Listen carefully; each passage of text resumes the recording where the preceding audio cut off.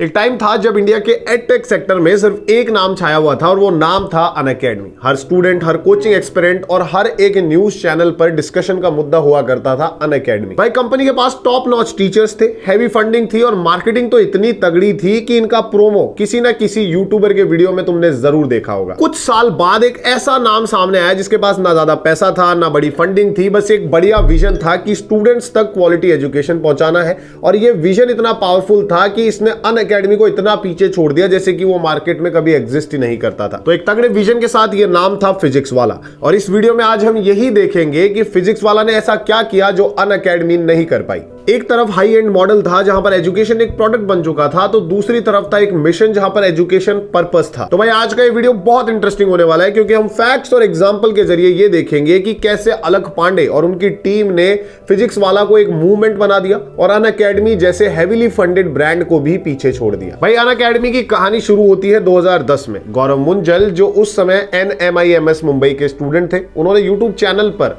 एक पर्पस के साथ वीडियो डालना शुरू किया। उनका पर्पस था कि एजुकेशन स्टूडेंट्स के लिए फ्री होनी चाहिए, सबके लिए एक्सेसिबल होनी चाहिए। शुरुआत में चैनल पर शॉर्ट एजुकेशनल वीडियोस डालना शुरू करा, बेसिक कॉन्सेप्ट और जनरल नॉलेज के टॉपिक्स पर। उस समय पर ये कोई कंपनी नहीं थी, बस एक पैशन प्रोजेक्ट था। फिर कुछ साल बाद 2015 में गौरव ने अपने दो को फाउंडर्स हिमेश सिंह और रोमन सैनी के साथ मिलकर इसको एक प्रॉपर स्टार्टअप में बदल दिया और ऐसे अनअकैडमी बन गया इंडिया का पहला large scale online learning platform जहां एजुकेटर्स खुद अपने कोर्सेज बनाकर स्टूडेंट्स तक पहुंचा सकते थे। इससे एजुकेशन हर स्टूडेंट तक पहुंचती थी, चाहे वो किसी भी बैकग्राउंड या किसी भी रीजन से आता हो। एक्सेसिबल एजुकेशन थी। शुरू के कुछ सालों में अनअकैडमी ने अपनी ग्रोथ यूट्यूब और फ्री कंटेंट के जरिए बनाई और फिर धीरे धीरे उन्होंने अपने पेड सब्सक्रिप्शन मॉडल लॉन्च करे, जैसे कि अनअकैडमी प्लस, जहां पर स्ट्रक्चर्ड लाइव क्लासेस और टेस्ट सीरीज जैसी चीजें ऑफर की जाती थी। इन्होंने यूपीएससी, नीट और IIT JEE जैसे टॉप कॉम्पिटिटिव एग्जाम्स के लिए स्ट्रक्चर्ड कोर्सेज ऑफर करे और टॉप एजुकेटर्स को ऑनबोर्ड किया। अब सिंपल शब्दों में अनअकैडमी का मॉडल समझाऊं तो वो मॉडल था कि एक बेस्ट टीचर को हायर करना जिस पर स्टूडेंट्स को ट्रस्ट हो, डिजिटल इंफ्रास्ट्रक्चर देना ताकि हर स्टूडेंट तक एजुकेशन पहुंच सके, उनके प्लेटफॉर्म का फायदा हर स्टूडेंट ले सके, और फिर प्राइसिंग ऐसी रखना जो ऑफलाइन से काफी सस्ती हो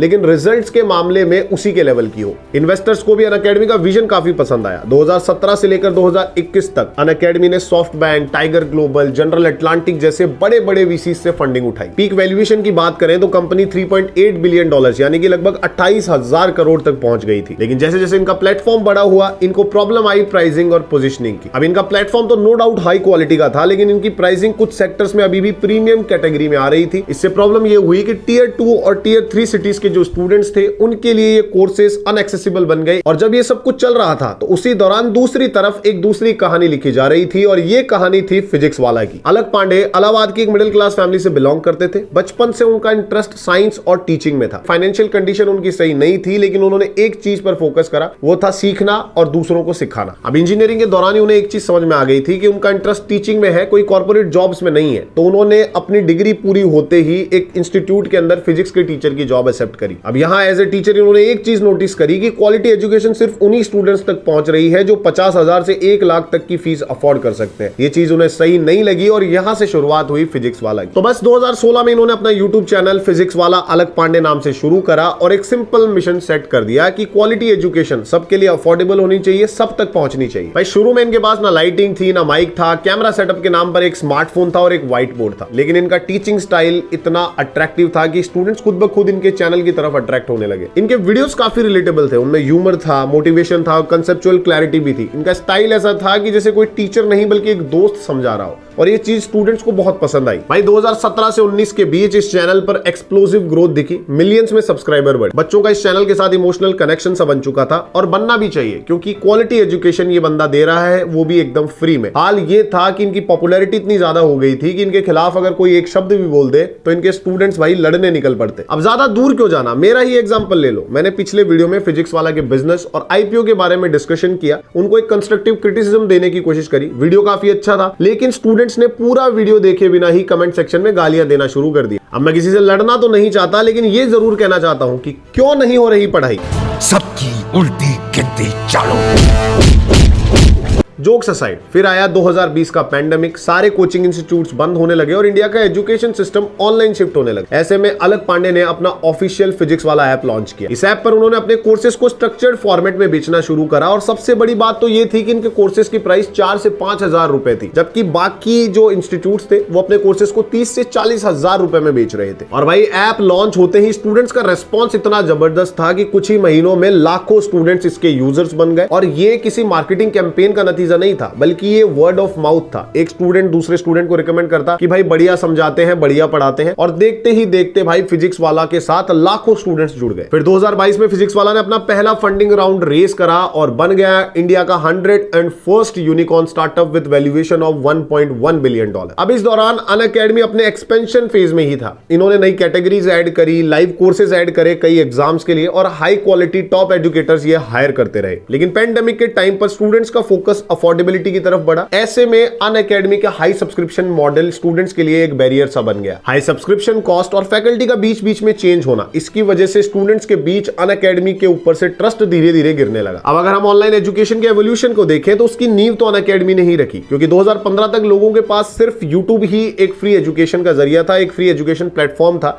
ऐसे में अनअकैडमी ने एक स्ट्रक्चर्ड प्लेटफॉर्म लॉन्च करके स्टूडेंट्स को यह दिखाया कि ऑनलाइन भी पढ़ाई रिजल्ट ओरिएंटेड और स्ट्रक्चर्ड मैनर में हो सकती है। अनअकैडमी की सबसे बड़ी स्ट्रेंथ थी उसका विजन और अर्ली एग्जीक्यूशन। इन्होंने इंडिया के टॉप एजुकेटर्स को ऑनबोर्ड किया, जिससे स्टूडेंट्स को लगा कि भाई कोटा की टॉप फैकल्टी उनके मोबाइल स्क्रीन पर आ गई है। हर एग्जाम के लिए सेपरेट बैच, डिटेल में नोट्स, लाइव डिस्कशंस और डाउट सेशन ने स्टूडेंट्स के लिए एक प्रोफेशनल लर्निंग एनवायरनमेंट क्रिएट किया। तो इनके इस पूरे इकोसिस्टम ने एडटेक को एक लेजिटिमेट इंडस्ट्री बनाया। इन्होंने अपने ऐप को, अपनी टेक्नोलॉजी को भी नेक्स्ट लेवल पर रखा। इनका ऐप मॉडर्न था, क्लास एक्सपीरियंस बहुत अच्छा था। इन सब चीजों ने मिलकर अनअकैडमी को एक प्रीमियम ब्रांड बनाया। दूसरी तरफ कंपनी ने अपनी मार्केटिंग और ब्रांडिंग पर भी काफी एग्रेसिवली काम करा। IPL team sponsorship, live TV campaigns और बड़े बड़े इन्फ्लुएंसर्स के साथ कोलैबोरेशन ने अनअकैडमी को हर स्टूडेंट तक, इवन इंडिया के हर कोने में पॉपुलर कर दिया था। लेकिन इसी जगह फिजिक्स वाला ने बिल्कुल अलग रास्ता चुना। उन्होंने एक ऐसा मॉडल बनाया जो प्रीमियम नहीं बल्कि पर्पस ड्रिवन था। इन्होंने सही से समझा कि इंडिया के एजुकेशनल मार्केट टियर 2 और टियर 3 सिटीज में है, जहां बच्चों के पास रिसोर्सेज लिमिटेड है लेकिन सपने अनलिमिटेड है। जहां अनअकैडमी अपने ब्रांड को एलीट बनाने में लगा था, फिजिक्स वाला ने अपना फोकस बच्चों के पेन पॉइंट्स पर रखा कि कैसे सिंपल और क्वालिटी एजुकेशन हर बच्चे के लिए एक्सेसिबल बनाई जाए। अब अनअकैडमी के एजुकेटर्स नो डाउट एकदम टॉप लेवल के थे, लेकिन फिजिक्स वाला के एजुकेटर्स रिलेटेबल थे। क्लास का माहौल एकदम फ्रेंडली रहता था। खुद अलख पांडे ने एज ए टीचर पढ़ाया और फोकस मार्क्स पर नहीं बल्कि कॉन्सेप्ट को क्लियर करने पर था। ये पर्सनल कनेक्ट ही वो चीज थी जिसने लाखों बच्चों को पीडब्ल्यू से अटैच करा, और फिजिक्स वाला की सक्सेस का सबसे बड़ा रीजन है ये इमोशनल कनेक्ट।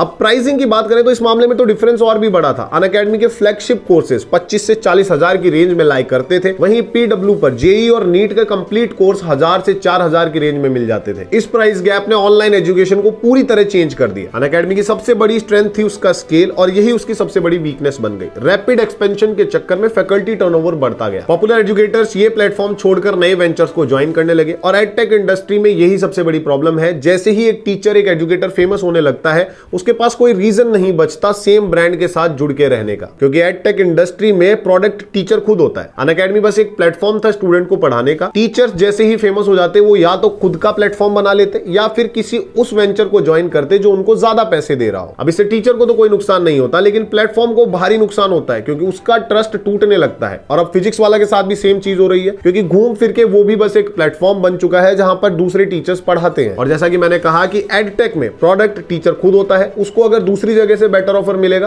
तो वो दूसरी जगह दूसरे वेंचर को ज्वाइन कर लेगा। यही सबसे बड़ा रीजन है कि एडटेक इंडस्ट्री बिजनेस के नजरिए से काफी अनस्टेबल है, और यही अनस्टेबिलिटी इन्वेस्टर्स के लिए एक बहुत बड़ा रिस्क फैक्टर बन चुकी है। अब अगर करंट सिचुएशन की बात करें तो अनअकैडमी आज भी इंडिया के टॉप एडटेक प्लेयर्स में काउंट होता है, लेकिन कंपनी ट्रांजिशन फेज में आ चुकी है। फाइनेंशियल ईयर 2024 में अनअकैडमी का रेवेन्यू 840 करोड़ था, जो कि पिछले साल से कम था, लेकिन कंपनी ने अपने लॉसेस 62% से कम कर लिए हैं, और ये एक बहुत बड़ा इंप्रूवमेंट है। वहीं फिजिक्स वाला की ग्रोथ स्टोरी अभी भी स्ट्रॉन्ग ट्रेजेक्टरी पर है। फाइनेंशियल ईयर 2024 में इन्होंने रैपिड एक्सपेंशन दिखाया है। ऑनलाइन के साथ साथ ऑफलाइन सेंटर्स पर भी एग्रेसिवली फोकस किया है। भाई इनके पास 1 करोड़ से ज्यादा ऐप डाउनलोड्स हैं और 1.5 करोड़ से ज्यादा यूट्यूब सब्सक्राइबर्स हैं। किसी भी एडटेक प्लेटफॉर्म के लिए ये बहुत बड़ी ऑडियंस है। 2022 में जब कंपनी ने अपना पहला फंडिंग राउंड रेस किया था, तब इनका वैल्यूएशन $1.1 बिलियन के आसपास था, लेकिन अब लेटेस्ट रिपोर्ट्स के हिसाब से इनका वैल्यूएशन $3 बिलियन तक पहुंच चुका है। अब अगर ओवरऑल पिक्चर को देखें तो फिजिक्स वाला और अनअकैडमी दोनों दोनों ने मिलकर इंडिया के एडटेक सिस्टम को शेप किया है, लेकिन दोनों की अप्रोच एकदम अलग थी। आज अनअकैडमी जहां सस्टेनेबिलिटी और प्रॉफिटेबिलिटी की रेस में है, वहीं फिजिक्स वाला एक्सपेंशन और कंसिस्टेंसी की रेस में है। लेकिन दोनों के लिए अब नेक्स्ट चैलेंज एकदम सेम है, स्टूडेंट्स का ट्रस्ट मेंटेन रखना और बिजनेस मॉडल को लॉन्ग टर्म सस्टेनेबल बनाए रखना। आखिर में एक बात तो क्लियर है, एजुकेशन एक प्रोडक्ट नहीं, एक रिस्पॉन्सिबिलिटी है, और जो प्लेटफॉर्म इस रिस्पॉन्सिबिलिटी को अच्छे से समझेगा, निभाएगा, वही फ्यूचर लीडर बनेगा। और शायद यही रीजन है कि फिजिक्स वाला ने वो कर दिखाया जो अनअकैडमी नहीं कर पाई, वो था स्टूडेंट्स के दिलों में गहरी जगह बनाना। तो बस आज के इस इंटरेस्टिंग वीडियो पर यही फुल स्टॉप लगाते हैं, लेकिन कमेंट में आप जरूर बताना कि आपकी तरफ से कौन सही है, कौन गलत है, कौन बनेगा फ्यूचर लीडर, फिजिक्स वाला या फिर अनअकैडमी। तो बस आज के लिए इतना ही, जल्द मिलेंगे एक और इंटरेस्टिंग वीडियो के साथ। तब तक के लिए जय हिंद, जय भारत।